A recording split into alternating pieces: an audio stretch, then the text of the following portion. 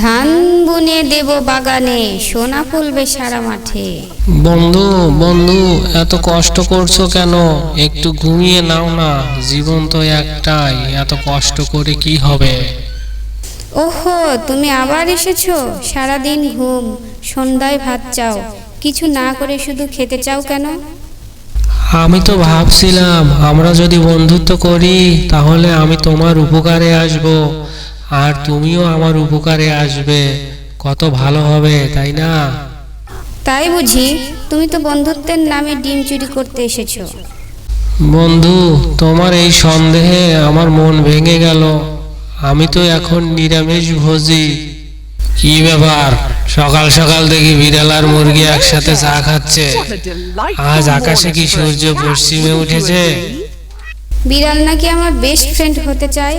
আমি ভাবছি একটা পরীক্ষা নেই। পরীক্ষা মানে কি? আজ রাতে আমি রান্না করব।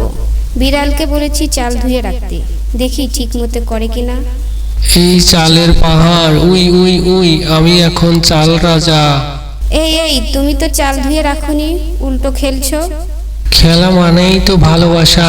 আমি চালকে ভালোবাসি, তুমি চাল দিয়ে পায়েস করো, আমি চাল দিয়ে টাওয়ার বানাই।